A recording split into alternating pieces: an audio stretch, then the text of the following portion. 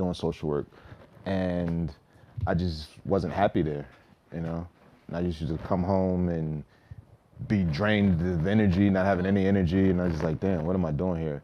And I remember one time I went out partying, and I was hungover, and I closed the door to my office, and I slept for like 8 hours, and nobody came to my office. Like crazy. nobody came looking for me, nobody came for work or anything. I'm like, what am I doing here?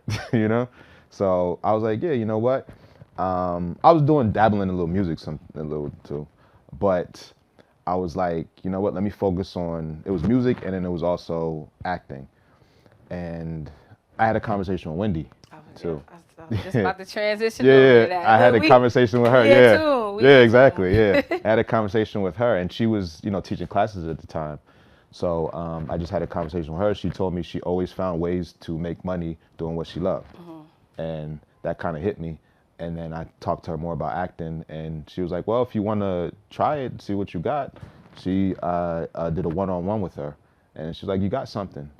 And then she was like, "From now on, everything else you don't have to pay for. You could come like intern for her and work for her." Yeah. And she would introduce me to people, and like, she was doing a play at a time, and she had me as an understudy, but also helping. And she taught me a lot about the business, and I could also go to her and ask questions. So she was also like a mentor, where I didn't get like certain scams that people fall into with acting, and I could ask questions about the business and about the career, and she would put me around people where I could talk to about classes or talk to about the business, and she would force me to do things. Like I remember there was this like, it's called the Director's Acting Gym. Okay. And it was just like actors would go up and perform scenes and things like that, and then she was like, "All right, I want you to go network." And like go introduce yourself and go to talk to people and stuff like that. And I just had to do that. And she was like, she didn't help me. She was standing over there somewhere, and she would just have me go talk to people. And it was I had to learn, like kind of go out there and like talk to people and just meet people. But everybody was cool. I remember there was one guy, I was like, "Oh, hey, my name is Jeremy." He was like, "Oh, okay, cool, hold on." And went away. And then like, "Oh, damn. Okay." But it was a good experience to learn, Yeah. I love that. I love that. Yeah, TK. Jersey. I've been on the grind, man. All it took was patience. That money on my mind, man. All I see is hating. He jocking on the low, man. You know the kid is wavy. Like how you mad at me when you know you're fucking lazy. Should've changed. What's good, everybody? It is your girl, Health is Key, and you are tuned in to another beautiful episode of the Health and Hip Hop Show. I got to shout out my guy, composer Rel. My co-host, he isn't here today, but he will be for many more episodes. And today, as always, we have a special episode, but I like to say special, because when you're from Jersey, it's special, because we're from the same place. But I have a awesome, amazing guest by the name of Jeremy Burnett, and he has been in over 20 commercials and films with beautiful artists as Mary J. Blige, Megan Good, Blue Blood on CBS, Wendy's commercials, Apple commercials, Super Bowl commercials, and he is here to help us with patience, with our dreams. And so without further ado, I have to introduce our special guest so we can learn this information from my guy, Jeremy. Thank you for being on the show. How are you? I'm great. Thank you for having me. Yes. Yeah. Let's do it. Let's get into this. Yeah. So, I don't know if you were able to watch any of our other shows, but one of our main questions that we love to ask, because we feel like, this answer can help guests relate to you, our watchers relate to you. And so our first question that we always ask, unless you've been here already, is what is your favorite hip-hop artist and why? I'm going to go with Tupac. Okay. I have so many, but I'm gonna go with Tupac. Okay. Yeah. And why? I just felt when I was growing up at a certain time, he was just like instrumental in like getting me through a lot of things, Okay. with his music. I just feel like he was speaking to me. I got a tattoo, it says "Against All Odds." Okay. It's kind of like something to Tupac, you know what I mean? Yeah. And at one point, this one says "No More Pain," from another album, another song that I love. So just his poetry book, his acting, just spoke to me. You know. I love that. I love that. And as far as pain goes, right, with Pac, right? Yeah. When it comes to like just growing up as like a black man, especially in Jersey, right? How do you, for you as an actor, right? With pain, right? How do you use that to kind of like thrive or make yourself better as a person? Do you do that, or do you kind of sit through it? Yeah. Like, what do you do with your pain? I like to self-reflect a lot. So it's like, what can I take from this, you know? Because you could use your pain for certain gains, and growing as a person, you could use it spiritually, you could use it physically, you could use it emotionally, mentally, you know? So I try to self-reflect a lot, have a great perspective, and go through those things and feel it and use those emotions to help me grow. And you know what? That's a great point, because I know like in hip hop, that's the thing. Like we use our pain to put in our music. We use our pain to create. And you do use your pain like in acting, as far as like when it comes to trying to figure out a character. Yeah. Does that help as well? Absolutely. And I also like to watch and read a lot of documentaries, people's lives, things about trauma, understanding trauma in your body, because as an actor, you can hold trauma for a certain character, you know, in your body, and you can use that for the physicality of the character. And also it just helps me learn about people and like relate to people and like get into a character, like understanding where people came from and how they got to be who they are today. Wow, that's deep. I love that. We're definitely gonna get into that topic. Yeah. I still want to stay a little bit on hip hop before we get Yeah, into yes. that. But Yeah, once you yeah, brought yes, up the yeah. pain and the Pac, I just have Yeah. to ask that question. But as far as hip hop, right? Was there any type of like pivotal moment for you where hip hop has kind of caused you to be a better person, or caused you to be different in life, whether it be grinding or hustling or seeing an artist and being like, I want to do that? Has there been any moment like that for you in hip hop? I want to say, yeah, I feel like my life is just growing up in Jersey and like East Orange and Newark, just always hip hop has just been instrumental in just like getting me through my day, or helping me at the gym, or just like something speaking to me when I'm feeling a certain type of way, you know, some type of music, and just like, I just feel like it was just always in my life, you know? I love that.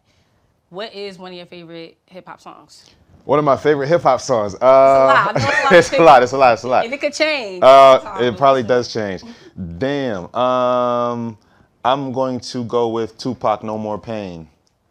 Yeah, I'm gonna go with that song, because it's also like it gets me in a certain mood. It gives me a certain kind of like energy, a certain kind of aura about it. It can be like a little dark song, but you know, it just gives me feeling like, you know, yeah. No, I understand. I love that. So, and it's a song I could always play. Like, you know, I could listen to it when I've heard it. Yeah, it's timeless for me. Is it one of those songs where you wake up? Because, you know, like, for me, right? Yeah. There are some songs where I just kind of wake up, or I'm just in a day and I'm like, I want to hear specifically that song. Like, it could be random. It could be a moment for like I'm feeling. Is that a song for you? Like, when you're like, I want to hear it today. Yes, but I wouldn't listen to it when I wake up. Gotcha. I understand. Not when I first wake up. You know, I need that good meditation, maybe a sound bowl or something like that, you know? Okay. Well, speaking of meditation, has that always been in your life? How long have you been into meditation? I think I got deep into it after I had some pain in my life. Okay. And I did some shadow work. And then now I meditate for like an hour every morning. Wow. Yeah, but that situation that I went through, I grew a lot spiritually through that situation and after that situation. Okay. So I started doing shadow work, and this 90-day shadow work journal. And one of the things is like, it's called Savers. It's like every day is silence, affirmations, visualization, exercise. I always forget the other R, but reading. Okay. Reading, yeah. And then there's another. Is there Y in it? No, Savers. Oh, Savers. Yeah, so it's savory. Yeah. Oh no. Like food. Okay. Yeah, and the other S, the last S, I always forget that one too. But yes, but you know. How did you discover that? A friend of mine, he told me about it. We were kind of going through a similar situation, and then he was telling me he did this. He suggested it to help me grow and get through what I was getting through. Because it's like, the journal is like really deep, and it asks you like questions. It's 90 days, and every day you got to do the Savers, and you have to answer the questions. And the questions could be like, something about pain, something about love, something about like your childhood. Wow. You know, 'cause it goes really deep. Wow. So like after the 90 days, what are you supposed to do? You can get another shadow work journal, or I stayed with the savers. So like I read every day, exercise, you know, silence, with the meditation, affirmations, visualization. I do all that every day. So you can continue to do that. And I think like just with life, like you can continue on that journey if you want to. Like for me, there's been times where somebody, like just how I found out about the 90-day shadow work journal. Somebody else told me about like a cacao ceremony, or it's just like certain people come into my life, introduce me to things, and then I'm like, okay, do I want to try this? Is that instrumental to whatever journey I'm on? Wow. Wow, that's amazing. So being an actor, right? Have you like always like, or actually I guess the question would be before, because I know you said a specific situation had brought that to you. Were you doing that using savers before acting, or was it after? It was like 3 years ago. I mean, I did meditate. Wow. Yeah, I did meditate for like, you know, like maybe 10 minutes, 5 minutes here and there. But when I did the shadow work journal, I got deeper into the spiritual aspect of things. So with that being said, is there a different effect on how you are as an actor and a person, like just in your normal regular life? Yeah. And if so, like how? I think, well, I got more disciplined with the meditation and the sound bowls and doing things.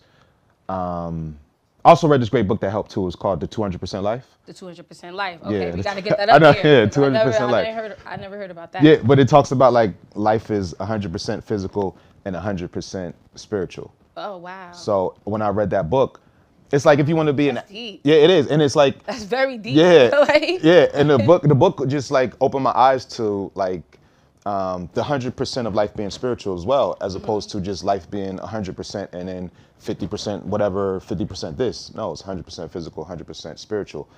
So, like, if you were an athlete or something like that, yeah, you could. What if you just played? You want to go to the NBA, but you just played basketball just on Sundays. You know, you're not training, you're not shooting, you're not dribbling, you're not doing all that stuff. Like a typical young child. Yeah, Goes exactly. to the NBA, Yeah. doesn't put half the work or Exactly. 3/4 of the work that's needed. Yeah. So like to get to the NBA. Exactly. So if you look at like life, the spiritual side of life like that, some people just wake up, pray, and that's all they do. Or they just go to church Sundays. And nothing against that if that's what you want to do, but we could be doing more, you know, for your spiritual side of life. So like for me, that kind of changed with that aspect after reading that book, and it helped me become better as a person, you know, be more patient. Just about to ask you about that. That's so crazy. Yeah. I was just be about more to in ask you tune. about See, you see that? Yeah, but No, nah, I literally was about to ask you about patience because, I mean, I'm not an actor, but we just had Tobias up here, Tobias Trevelyan up here, and he spoke a lot about like just handling actors' lives, and just there was a y'all have to go check the episode out for sure, but I learned that like just when you talked about understanding, right?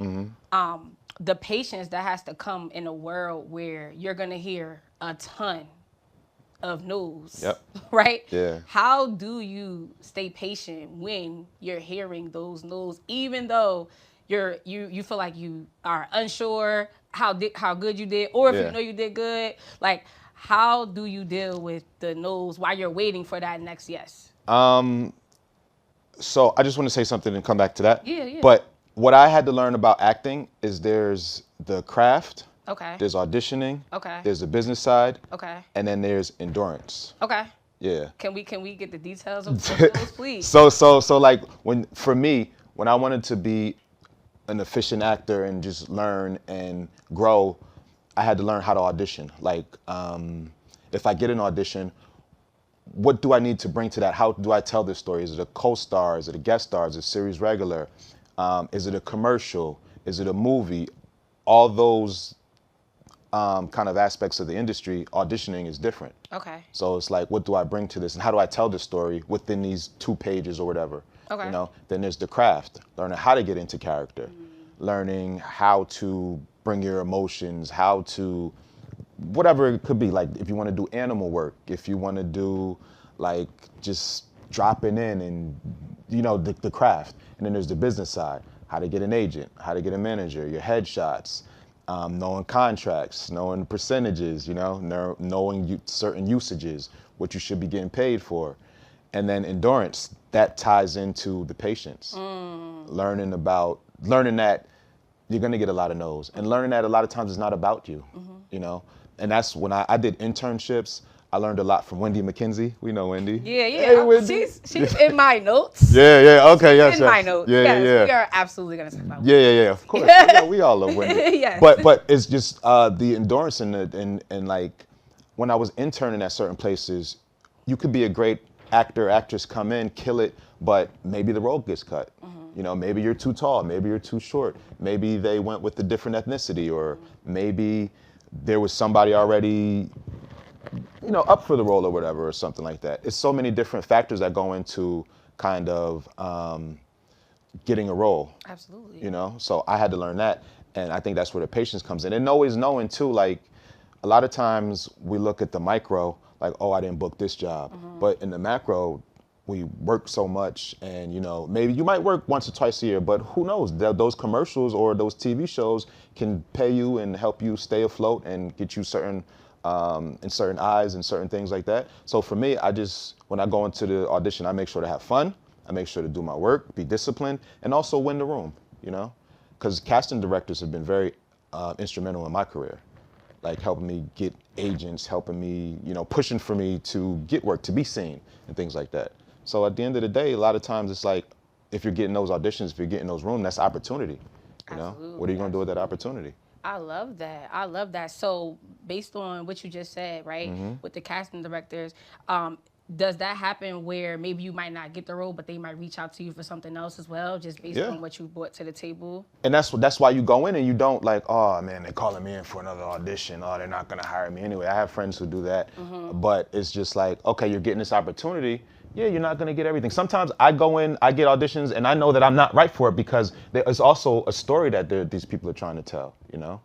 And a lot of times, they might bring you in for the audition, but you don't necessarily fit into that story, you know?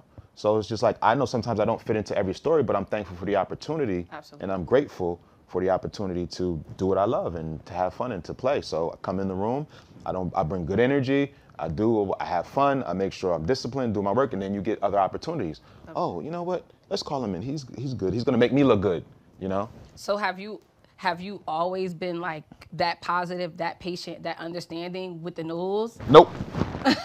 So can you tell me about a time like where you haven't and then you've overcame that? Because you know, there's people that may be feeling that same way, and they might be one or two lessons or a drop of a gem or information from that change of mindset. So I guess the better question would be, if you were speaking to an actor who felt like, you know, they weren't enough, or they couldn't understand how to take the news and use it in a better way, what would be like something you would kind of tell them for encouragement?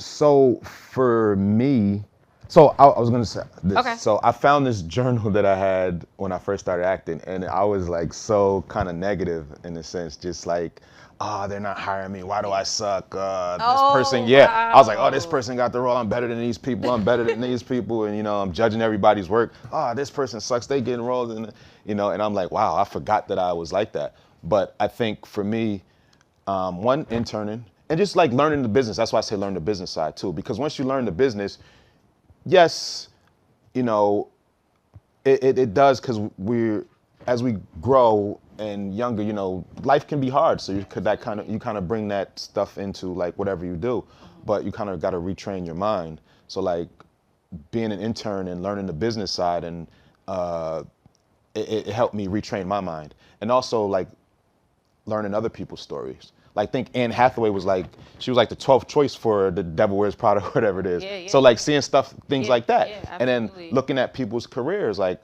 I had auditioned for this Nintendo Switch commercial, but a Nintendo Switch 2, and it was like a redo of like Paul Rudd. He was in the Super Nintendo commercial in like 92 or something like that. And it's like, wow, I didn't know Paul Rudd, you know, now he's Ant-Man and things like that. I didn't know he was in a Super Nintendo commercial back then. And was it a remake of it? Like, yeah, it was like a remake of the commercial, like an updated commercial. Okay, gotcha. You know what I mean? Yeah. And they used him. He had the same kind of vibe for it, because it's like a throwback, you know.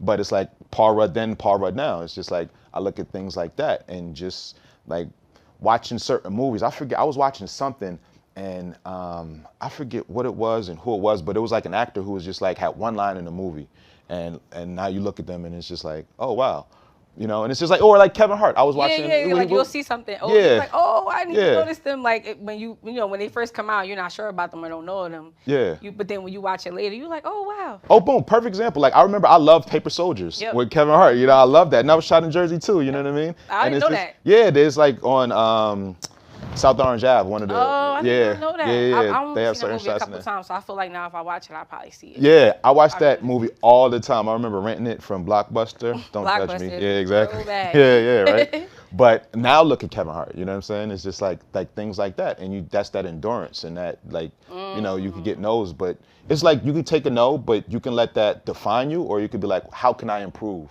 You know, what do I need to do? And that's what I had to do. Like when I was looking back at my journal, it was like, okay. Then I just stayed in class. I stayed in class, I learned the business, and I just kept like auditioning, kept getting better. How can I get better? You know, just taking that. It's like you could take that criticism that I'm not getting roles, and you could be like, oh, I suck, I'm not gonna do it. Or you can do something about it. You know, how can I get better? What can I bring to this table? And know that you're not gonna get every role regardless, but it's still, how can I make the most of these opportunities? Absolutely. You know? I love that. So speaking of patience, right? Mm-hmm.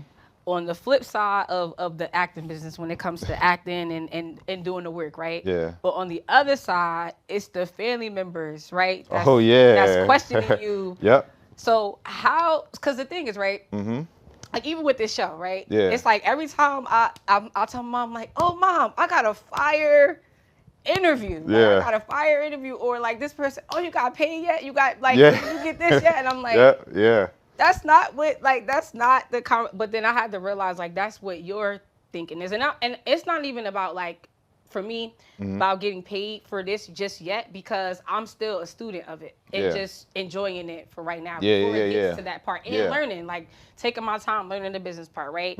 So my question for you is like, when you're waiting, well, you know the work that you're putting in, right? Yeah. But that the bridge between when your family notices it and then when it matches you, it's never, honestly, by the time they notice it, you're beyond that point. Yeah. But so how do you stay patient when family is kind of like, oh, how's that acting thing going? Yeah. Like, I get that. The acting thing. How's the acting thing going? Yeah. Like how do you stay patient and positive while you're waiting for, because you know you're going through your whole big booms, like those big booms, like those, like the no's and the overcoming, those are big booms. But to other people, it's like they need to see your name in shining lights every single couple times out of the year, right? Yeah. So how do you stay patient while you're building yourself up, as well as waiting for your family to see what you've built, even though you're building solid bridges all the time. Yeah. But they don't notice. Yeah, exactly. Yeah. No, I went through that a lot, and I get the thing. How's the acting thing going? Or oh, what do you got coming up next? And it's just like I could just did something, and somebody was like, "Yeah, I love this. What do you got coming next?" And it's just like, "Yo, can we just enjoy this? Like, you know, like, can we just enjoy this?" But for me, I had to learn not to take it too personal. Okay. You know, in the beginning, I did. Because it's just like, oh, why are you asking me this? Why are you asking me this? That's not how it works. So I just like, I also understand it's a lot of times people just need to be educated on it. You know what I mean? Oh, okay, well, I just booked this, and you know, I have stuff that are playing and I'm still getting residuals for and stuff like that. So it's just like, I'm good with that. But it's just like, well, people don't see anything, and I'd be like, I can't take it personal, you know? But I just try to educate people, like, you know, that things don't work like that. Things don't happen like that. Things take time, and you know, but it's still like, and that's what I was gonna say. I also understand too, like a lot of times people are just genuinely curious, but they don't understand how like certain things that they might like say when people say, how's the acting thing going? If you were like, how's the doctor thing going? When's your next surgery or something? Like, you know what I mean? Like, you don't do that, but I think people just, because people just see acting or certain things that we're doing as like, just grand kind of thing, and just like, okay, they see people who they think have blown up overnight. Absolutely. You know, so absolutely. And it's like, and I was gonna say and like I had to learn too that my family was asking sometimes, a lot of times, because they care, and because absolutely. That's true too. they care, and they also kind of maybe they had dreams that didn't come true, or they were conditioned to be like, Absolutely. oh, you can't do this, you can't do that because of whatever reason, and that affects them. So they just want the best for us a lot of times too. Absolutely. So they want to make sure we're good. So I had to learn that as well. Absolutely. I love Yeah. that. So, right, when we talk about like family members, right, I read that, I forgot, it was an article that I read. I don't remember exactly the print that it was, but I read that you went to college, right? Did you Yeah. go to Penn State? Was Yeah. that? Okay. And you Penn played State. football. I wanted right? to. You wanted that to? was my Okay. first dream. Okay. I didn't make it, but I'm still amazing in football. Love it. Yeah. Love it, love it. So, like, the transition from that, right? Like, going to college, right? And then I read that it was hard for you to find a job. Yeah. And then your friend got you a job. Yeah. And in that year, you kind of were like, is this what I'm going to do for the Yeah. next 20? Am I right? I'm Yeah, absolutely, absolutely, yeah. So, like, just the deep transition of, like, just really jumping off the cliff. It's not Yeah. even a transition. Yeah. Like, Yeah. to go from, and I like to say, like, it's kind of like the masculine energy of it is like the guarantee, right? Meaning, Yeah. like, I know for a fact if I go here, I'm going to get a paycheck. And that's more of the masculine energy where it's like, all right, like, that's logic. Yeah. But then when you make an income, when you're using your masculine energy to use your feminine energy, meaning your creativity, like, which is art, right? Yeah. Acting, things that are internally in you that you dream of, the things Yeah. that you want to do as an inner child.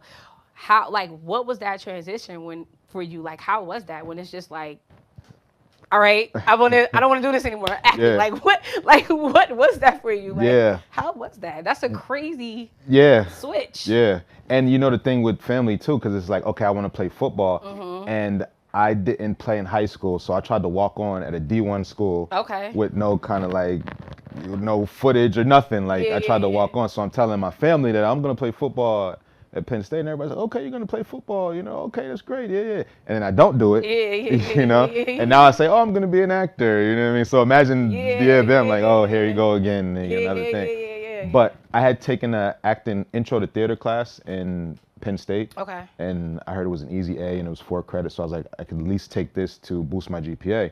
But I had a lot of fun in the class. And then after the class, certain students asked me to join like the theater company up there. And I just got caught up in the college lifestyle, so I didn't do it. Then yes, I graduated, had a hard time finding a job. And then my cousin, he got me a job doing like, it was social work. Okay. And it was like half and half. I was like half life coach, half kind of like counselor, whatever it was, something, doing social work. And I just wasn't happy there, you know? And I used to come home and be drained of energy, not having any energy, and I was just like, damn, what am I doing here?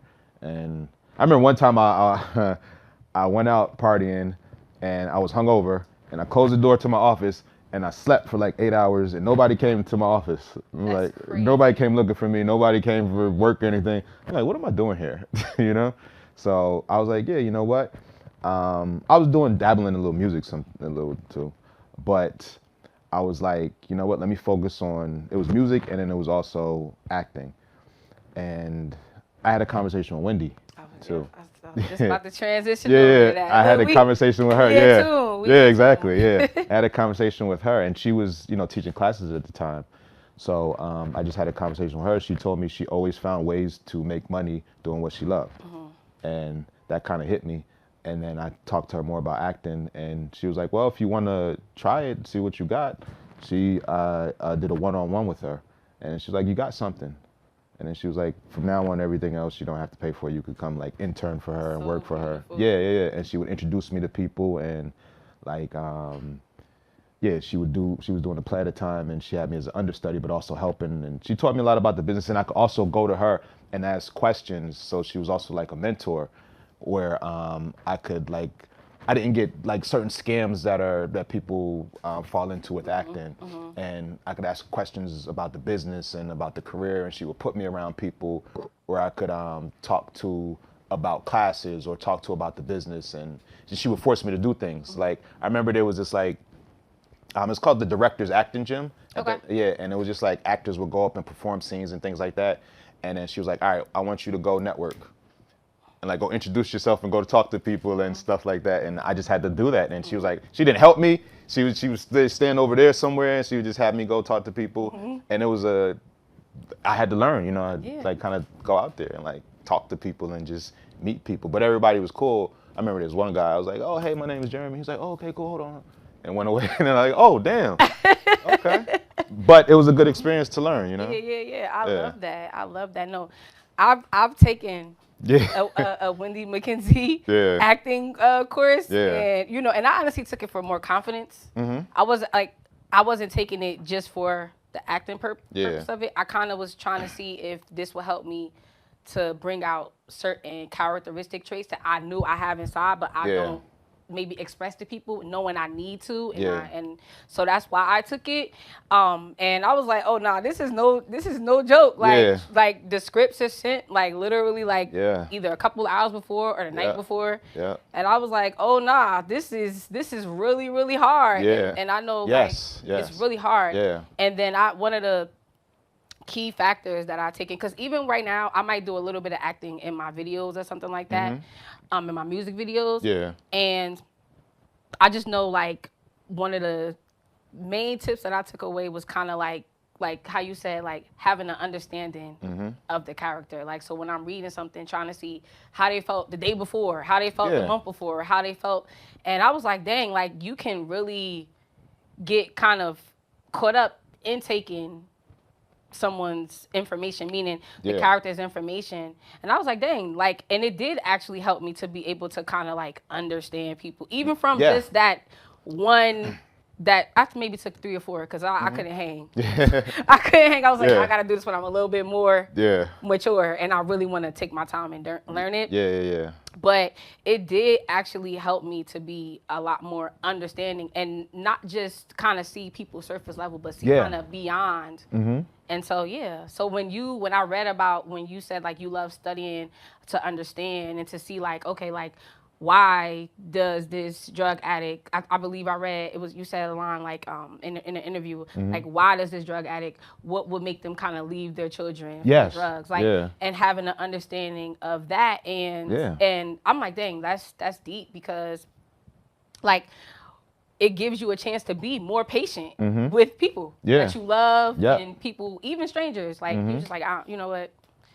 It is what it is. Like, so, that's beautiful. So. And that helped me understand my family too. Like asking, when they ask me certain questions about acting, or, you know, I learned a lot about my mother and my aunt and things like that, like the stuff that they've been through that made them who they are, you know? But by studying characters and like acting has taught me so much about life and human behavior and people, and, you know, having that patience for them and understand that people go through things and sometimes they heal it or they don't, but it plays a big part in their life and who they are and how they move and the questions that they ask, the things that they do, you know, the choices that they make, you know? Wow, I love that. So kind of like as an actor, sometimes you kind of got to store the memory a little of certain memories, even if you're not doing it on purpose.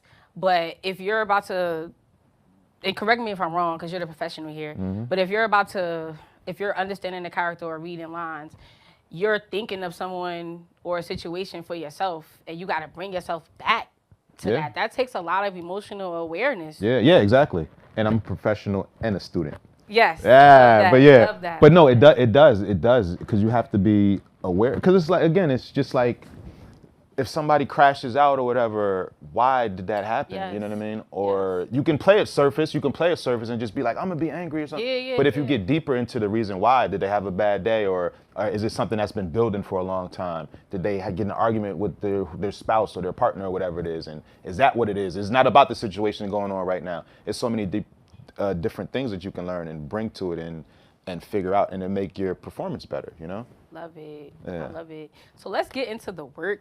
Okay, yes. So your first break, was that a Wendy's commercial? Yes. Okay, how did that come about? Oh, I was gonna say, you know what's crazy about that? That's when people were like, oh, you're serious, you're doing this, you know what I mean? Because they saw me on TV and it was running so much. So wait, hold on. You know, yeah. Before that, because we got to talk about reality, right? Yeah. So the fact that this is the first time people are taking it as serious as you take it. Yes. how many yeses and nos? Like, so if Wendy's was here, Yeah. everybody is like, oh yeah, what was the build up before you got to the Wendy commercial? Was it a ton of work, or was it right like maybe a year or two? Like, what was the work needed before you got that big break for yourself? It was probably because I did background work. Okay. I did background work for a little while. But then also, too, when I was doing background work, I remember I was on this bus, and it was just like a bunch of like older thespians. And I was just like, well, I don't want to do this anymore, you know? Yeah, so I stopped doing background work because I didn't want to be, you know, that age doing that. Yeah. But that's just me. And then I did a lot of background work, a lot of classes. I was in class like 3-4 times a week at certain points, you know what I mean? So it was a lot. At the internship, I did the internship for like 6 months at a casting office. And this is all while everybody's asking you, yeah, how's it going? I used to work at Radio City Music Hall. I got fired from there. I was working overnight at Staples, and still doing background work, and it was just all this stuff. And yeah, and then I was working at BET too. I was interning at BET. I was a reader there, all this stuff. But certain times I would get opportunities, you know what I mean? And then I also was meeting like casting directors and agents and managers, you know. And this was, I'm talking about years. It was years of this. So just all of that stuff and just like getting auditions here and there and thinking, okay, why am I not booking? Okay, do I need to take an improv class? So I started taking improv classes. You know, I would take like different script analysis classes, scene studies, audition technique, on camera classes. And it was a lot of like failure, you know, in class or at auditions. You kind of need those. You do. How can you become better? You do. And that's why I quoted the failures, because it's not really failing, it's just growth. But it depends on how you look at it, the perspective. Love it. You know? So how did the Wendy's, how did that come about? So I remember I finally had an agent who, and then with the agent, even with the agent, he had contacted me. He was like, yeah, I had met him like maybe 3-4 months prior. Okay. And I didn't think anything of it. Then he was like, yeah, I had my picture on your desk for a long time. And then he called me in like after 5-6 months when I was interning at BET. And he was like, yeah, I had your headshot for a little while. No one to call you, and finally called me in, had me like read some copy in the office. And he was like, okay, do this a little bit more. And I want to start working with you. Then he just was sending me out on auditions. So then I would have auditions. And then so I auditioned for the Wendy's commercial. Again, it was just went in there, just auditioned. And it was funny because it was me and somebody else auditioning, and I don't know what the other actor was doing, but he was not, you know, they had the cue board, the copy right there, and he was just not picking up the cues. I don't know if he was hungover or if he was drinking before the audition. What do you mean by like picking up the cues? So it would be like his line, and then or my line, and then his line, and he was just like pause. Okay.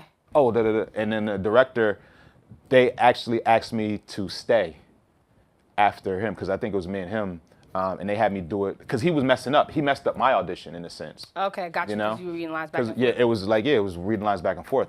And then the director was like, oh, could you stay? And they brought me back in the room. They was like, I don't know what was going on with that guy, but we wanted to give you a fair shot. So they had me do it again. And I just did the audition and just left. And I just had fun with it. I knew the story and just played around with it. And then I ended up booking it. Wow. Yeah. That's beautiful.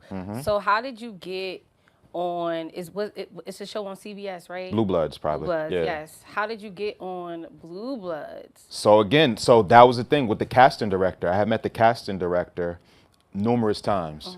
And to the point where, again, I kind of took a personal. Patience. I had met her when she was doing a previous show. I knew her for like years, and I just kept. A lot of times when I was meeting casting directors and agents and managers, I would always come back to show them new work. You know, I would come back every 6 months or whatever it was and show them new work, do a scene for them, show them that I'm growing and I'm putting in the time and the work, and you know, I'm growing. You know, and I was also interning there with them, where we were bringing casting directors and agents and managers to meet people. So I also had that in, and I would just be personable with them. And I didn't want anything from them. Like, I wasn't there to kind of like, yeah, exactly. I know exactly what you're talking about. I wasn't in there like, hire me.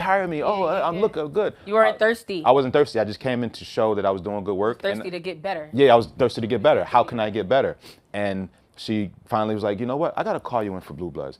And even with that, she kept calling me in and like kept calling me in. And I did kind of get frustrated in a sense, but again, I learned. So one day I was like, oh, thank you for calling me in. She was like, great. She was like, yeah, you're doing great. The producers are just figuring out where to put you in, where they want you. Because I was auditioning for like EMTs for different this, that, and the third.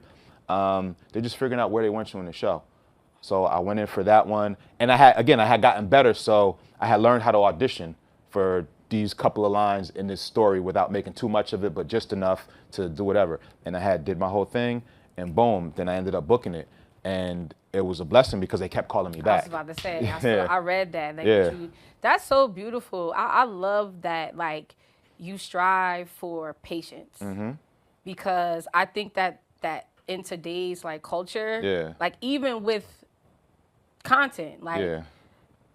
people are first time rapping, first time making music, Yeah. and it's out. And I'm just like, wow, like this is, and even the, like younger kids, like they don't have a understanding of like, you're not supposed to have that much in your 20s because you need experience. Yeah. You know? Yeah. And also too with the family thing, right?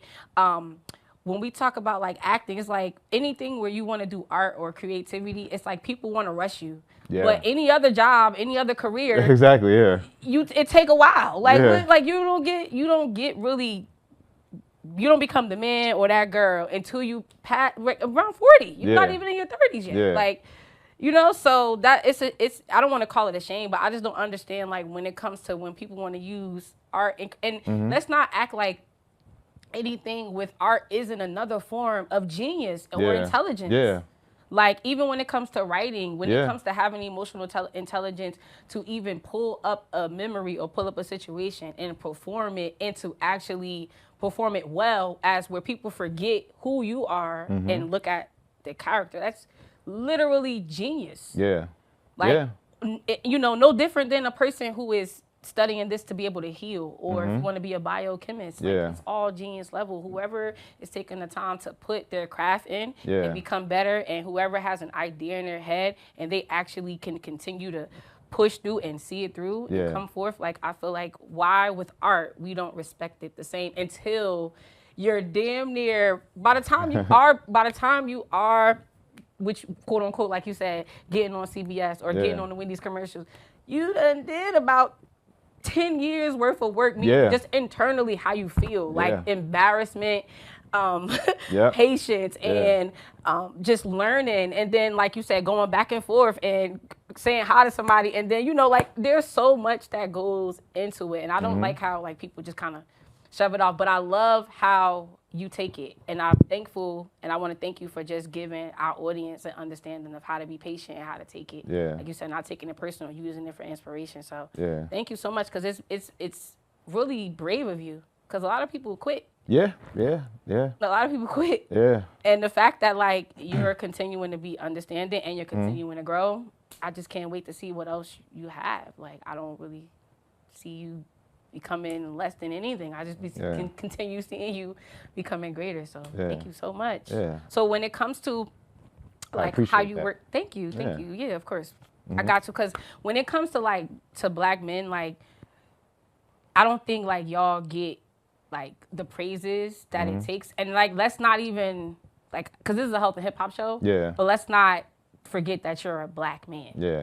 On top of that. Yeah. You know what I'm saying? So to push through the no's that you're pushing through, if one no is for the average or for an actor in other cultures, it's about 3 no's for you. Yeah. So about 10 no's for someone else is 30 for you. You know what I mean? Even if you do better and people see your growth. So I have to put acknowledgement on it, because it's not easy. Yeah.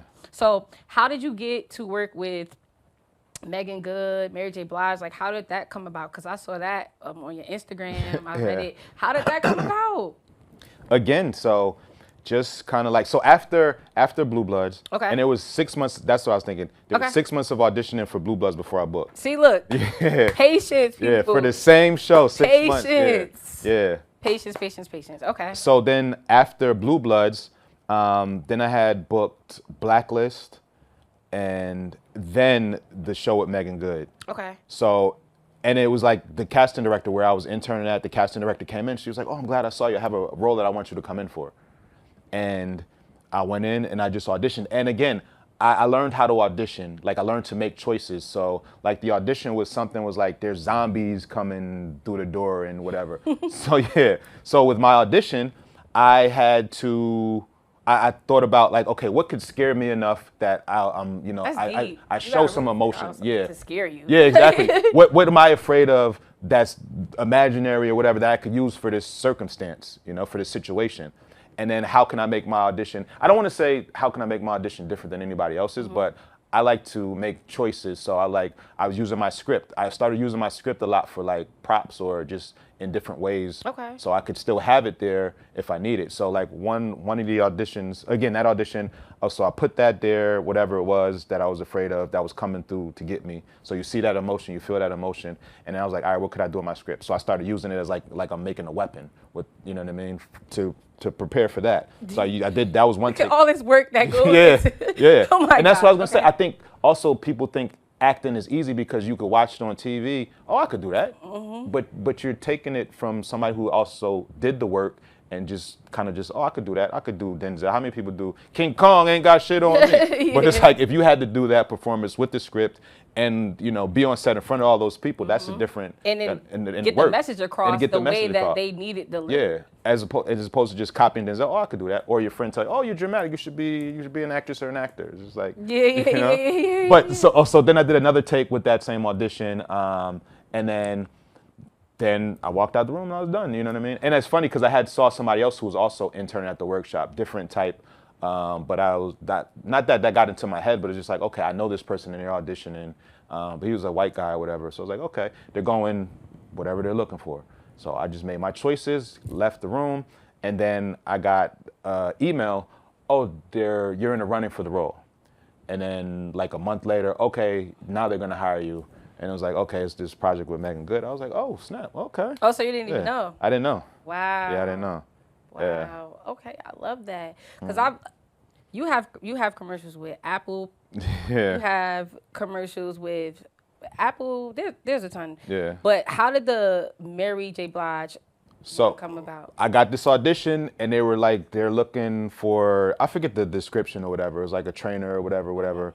And I was literally about to go to the gym to work out. So I was like, all right, and they wanted you to improv. So it was the self-tape. They wanted you to improv and send it in. So I was like, all right, how can I do this? All right, well, I'll just pretend I'm about to go do arms or whatever. So I'm like, I'm gonna do that in the audition and make a choice. Oh yeah, give me another one, 1, 2, 3, 4, whatever it is. You know, pump, a little strain, whatever. Just kind of put myself in that situation. So I created a situation, the improv, and just was personable. Sent the tape in, and it was like, all right, we want to book you. And I didn't know who the celebrity was or what it was until I got there and I had looked at the call sheet when I at the fitting. And it was like this big production. I was like, oh, wow. You know what I mean? That's awesome. Yeah, That's yeah. awesome. So you Yeah. have Netflix, you have Budweiser, you have Super Bowl commercials. How did those come about? Just auditioning. And again, when I go in, I'm not thinking about how much is this paying? What is this for? The usage, any of that. I'm just like, all right, what's the situation? What's the circumstance? How can I have fun with it and bring a good energy in the room and just hope for the best, you know? And then sometimes I get like 5, 6 auditions during the week or whatever. Just have fun with them, knock them out the park. And I always want to make sure that I'm having fun. So that's the thing. As long as I'm having fun, but fun in the sense of also being disciplined and telling the story and just making it fun for me, you know? Why is that important for you? Because you've said that literally about 9 times today. Why is having fun during your auditions or everything that you're doing, why is that important for you? Because sometimes you can get auditions, and if you're getting 5, 6 auditions, and if you're in the mindset of, oh, here goes another audition, oh, I'm not gonna get this, I'm not gonna book this, you know what I mean? Okay, how can I, you know, or you start thinking, I need to book this, I need to book this, I need to book this, and when you're having fun, it's a little bit more free, you're breathing. I'm not thinking about, I need to book this, or I'm not thinking about how much is this paying, I'm not thinking about, damn, I didn't book the last one, I gotta book this one. I'm not thinking about, oh, my agent really needs me to book this, so they're gonna drop me, or I'm not thinking all these things. I'm thinking about, how can I make this fun for me? Because 1, I have to turn this in. Two, I have to do this. So it's just like, I need to make fun of it because I don't want to be in that place like when I was doing other jobs. It was just like, here we go again. And then, you see them people who work hey, how can I help you? Oh, God, you want this? You know what I mean? I got to do this. So for me, I had to make fun of it because I'm not going to enjoy it if I don't. Absolutely. And I don't want to get in that bad mindset. I love that. And honestly, that may be something that we need for just people who are doing jobs where they're doing a job and maybe they fell out of love with it. Or maybe they're doing a job till something else picks up, till their dream picks up. And they're getting caught up in the, oh my God, why do I have to be here when everything is for your benefit? And so it's for you to see through the best way that you can see through it because you got to do it anyway. Exactly. I got to do it anyway. And I'm also very blessed and fortunate to understand that I am having auditions. I am getting this opportunity. Because I have friends who don't audition as much as I do. I have friends who don't book as much as I do. And so I'm very grateful, that I'm here to be able to do this and that I'm doing this. I'm getting this opportunity, regardless if I book it or not. So I just want to be grateful and thankful because I've been at places in my acting career where I wasn't getting auditions, where it was, and that's the thing too. I tell everybody there are going to be droughts in your career, absolutely, and getting through those. That's in life. In life, yeah. That's in life. That's in life. Wow, that's deep. I love that. I want your thought on this, right? Because I was watching this interview. It was like a quick interview, like one of those street interviews, and this guy ran into. I don't know if it was set up like that, but he ran into Ja Rule. And a lot of times, right, when people ask, like, what's your advice for those who want to get in this game? And I always hear people say, it's like the basic answer, which is never stop chasing your dream. Right? Which I think it's cliche, but it's also true. Like, it's also very true. But what are your thoughts on, like, following your dreams? Like, what are your thoughts on that advice? Can I tell you something real quick about some advice that I got? Please. I remember I was on X or Twitter when I first started acting, and I had reached out to Idris Elba. And he actually responded to me. And I asked him for his advice, and he said, "Know your lines and hit your mark." See, that's what I'm like. I want that type of advice. I'm like, it's kind of broad. To follow your dream, but that's very direct. Can you say that one more time? Know your lines and hit your mark. Okay. Know your lines and hit your mark. And at the time, I was like, what am I gonna do with that? Like, you thought it was gonna be something like inspiring. Exactly. Like, but that's very good information. Like, know your lines and hit your mark. Like, you need that if you're on set. You need to be able to do that, like, or it's not gonna get hired. It's not. Better. Yep, exactly. Exactly. So following your dreams. I do believe in following your dreams, but also believe like sometimes you have to pivot. Like with football, I did still try to go to the Arena League, and that I still love football. I still want to play. I was watching something yesterday and it just made me like, I still want that feeling. But it was just like, that wasn't the way life where I'm supposed to be. You know what I mean? It just didn't work out the way. Like, yes, I think about I could have done it differently, but I also think like sometimes we can have dreams, but you also gotta like co-manifest with the universe, with God, whatever it is. So I think you kind of got to find that mesh. So sometimes you could. That's a good one. You got the co-manifest. Because and that's what it is. And it's sometimes like your dream can be acting, but it's just like maybe acting is not going, but writing or directing is more where you're supposed to be at. Absolutely. So it's also like you can follow your dream to that, but sometimes you have to pivot and still find that love. But I also do believe in like if you want to do something, try it. And always just be a student. Don't be afraid to be a beginner. Absolutely. That's a lot of things that sometimes people are afraid of. Like, I want to start this, but I'm afraid to be like how you just a said, beginner. I'm a professional and I'm a student. Yeah, exactly. Yeah. So it's like, I'm not afraid to be a beginner. So if I'm going to try something, I'm going to try it, Absolutely. And this made me think of something about pivoting. When your dreams pivot all the time. Like when you're asleep, you could be like out of nowhere. You could be eating ice cream and a wild horse just ride down the street. Like, exactly. Dreams pivot all the time. So that was a great point when you said about pivoting, because if we're talking about dreams, there isn't one dream where it's some stuff in the dream is like on point, and then it's crazy stuff that's happening in the dream too. Like what? This monkey just came out of nowhere. You know what I mean? So that was a great point. I saw that like you have like on your Instagram there's a book section. Like Are you a big reader? I'm a book nerd. Yeah. When he got in here, he's like, books. Yeah, He asked me if I read all of them. I was like, some. Yeah. I mean, like, but I own all of them. That was my response. Like, they're mine. That's not what he asked me. But no. So, do you have any book recommendations? What's one or three or whatever you have? Like, do you have any book recommendations? Yeah, I'm reading this book, and I meant to bring it. I'm reading this book right now called Wealthy and Well Known. Okay. Yeah. What is that about? It's just about like kind of one, following your dream, but also finding your personal brand, and like it talks about the difference between reach and I forget the other one. Okay. But What's the name of the book? Wealthy and Well Known. Okay. I have a quote from it that'll. Yeah, let us know that. Yeah. Is it impact? Reach and impact? Yes. It talks about reach and impact. Okay. Yeah, and the difference between that. Hold on, I want to read something. Yeah. Take your time. Yeah. Okay, this was something that I highlighted yesterday. Okay. Look. Living what he preach. Yeah, exactly. On Instagram, just stunting with the books. Yeah. Because all some of those books we stunting over here. We ain't read yet. No, I'm joking. Yeah. Please let us know the quote. It's the section that I highlighted. It's the power of purpose. Knowing who you are isn't a destination, it's a journey. Okay. You know? And on this journey, you're going to have moments of clarity and moments of confusion. There will be times when you feel completely aligned and times when you question everything. That's okay. That's normal. Every step, every question, every moment of certainty is part of the process. You know, clarifying what is uncertain is the first step toward becoming certain. Wow. Yeah. Okay, can you give us that name one more time?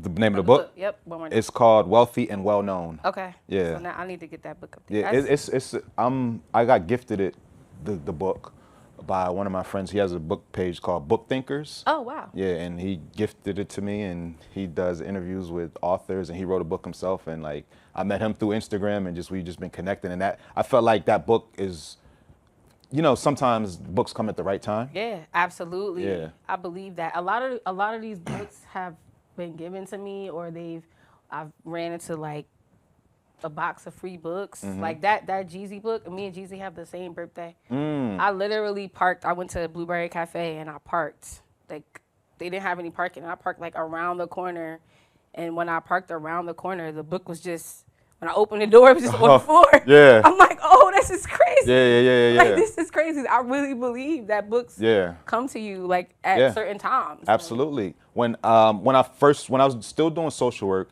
and another reason that I decided to pivot towards acting was I read The Alchemist. And I heard Will Smith talk about it on Tavis Smiley, and when I read that book, and it just changed kind of my perspective in regards to also following dreams and kind of having your own journey, and you know, just the journey of life and things like that. And I was like, you know what? Because I also believe that, like, in regards to dreams and following your dreams, I feel like we always get like kind of like nudges, or we get things from the universe, signs from God or whatever it is, to do something. And absolutely, it depends on you if you want to do it, or if you kind of want to ignore those signs. And it talks about in The Alchemist too. Absolutely. And like with me, there was always that nudge for something, to do something greater, and I followed that, you know. And I think we get a lot of those signs in life. No, that literally was how I interviewed you. Like I was like, oh, I was scrolling down. I was like, dang, I always wanted to interview Jeremy. I was like, I should do it now. And then I was like, nah, I'll just wait. And I was like, no, I'm supposed to do it now. And I messaged you. I was like, message right now. Because I message right now. And then you were like, oh, I'm going to check my schedule. Yay. Yeah. Like, you literally have always been like on my bucket list. Oh, so yeah. Thank you. Like, but like, and not like saying that I'm thinking about it. Just, I know like there's things that like I have and I'll note it. So like, I'll note it. So like, I'm talking about like when I first like met you, cause like this show was something I always knew I had wanted to do. And I think I met you a long time ago at NYU. At NYU, and then I saw what you did, and I was like, I'm interviewing him. But I didn't, like, it wasn't a thing where like I was thinking about it like that. I just said it, and so when it came up again, that's what made me be like, oh nah, that's supposed to be right now. You know what I'm saying? So I believe in that, cause that's how this show was built. Like when I had woke up, like I didn't know when I was gonna put it out. I just know like I woke up for like a week straight, and it was just like the first thing like on my mind. Yeah. And I was like, oh man, like I gotta do it. Yeah. And I was never ready like to do it. I just knew I was supposed to do it. Yeah. And now I have the consistency. So so like I was talking about with the patients, with our parents. Yeah. It's like my goal was just to be consistent. Now I wanted to sit down and do like take what I've learned as far as the business side. But it was just more so the endurance part of it, right? Yeah. Like how you said, like that was for me. Cause like for me, I'm a person who's just gonna, I have endurance, but I'm more of a like, oh, okay, if I have it, I have it. If I don't, I don't. So this has kind of been the first time in life where I'm pushing regardless. Yeah. You know, because like I said, it's the old me would have been, oh, yeah, I can do it later. Like, no. Yeah. No, you know what I mean? Yeah. So with having and understanding the patients and really taking your time and getting to be comfortable with patients, you really know when to not be. Yes, exactly. Yeah, exactly. Like you know you know when to not be because and a lot of times it's the opposite for people. Yeah. Like it's no patience, so you don't know when to be patient. Yeah. You know, so. Or you try to force things, you know? Yes, you know? absolutely. Yeah. Absolutely. So, yes, thank you so much. Do you have any like advice that you would want to give? Just it could be for acting, could be any type of advice that you want to share with us. You gave us a dope quote. Yeah. You gave us a dope quote. I guess. Follow your dreams. Follow your dreams. Read some books. Oh read. Read some books. Read some books. Learn about life. Learn about yourself. Figure out who you are and what you want. You know, and be patient with yourself. Love it. So you are tuned in. Yeah. To the Health and Hip Hop Show. Thank you again, Jeremy, for coming in. This is Big Jer in the building. Yeah. And is there any other projects that I don't know if you can discuss them, or is there anything that we should be on the lookout for? I should have some projects playing during the NFL season. Okay. Some commercials and some other things coming out. I don't know when, maybe on Netflix soon. Okay. Or maybe next year. Okay. Actually, I do have one more question. Yeah. What? Many questions. Yeah. Bring on all the questions. Yeah. What's like a goal for you? Like what's a goal that you're working on? And it could be anything. It could be cooking. Like a goal. A goal that I'm working on. I guess. It could be anything. Just getting to know me better. Love it. You know. Love it. I think that's my life journey. Like just getting to know me better. Love it. Yeah. Love it. And also getting better as an actor. I'm still in class. Like I'm still learning. You know. Still a professional and a student. Yeah. Exactly. Yeah. Exactly. Love it. Okay. Yeah. Well, yeah. I can't wait to see what life brings you. You know. Likewise. Yeah. Thank you. Yeah. Thank you. And we shall meet again. Sounds good. I look forward to it. So, if you can, we need you to subscribe. We need you to like, and I would love for you to definitely, absolutely share. And what would be such a big thank you is to watch another episode, because not only does it help our algorithm, but it also helps you, and it helps us because it lets us know, how we're helping y'all. So let us help you, and you help us by commenting, liking, sharing, and watching more episodes. And you are tuned in to the Health and Hip Hop Show. Shout out to my boy Capozarel. Thank you, Jeremy. I appreciate you. And please, people, what I've taken is to have patience within yourself, and definitely have patience with your family members, and to also have patience with your dreams and your goals. So thank you very much.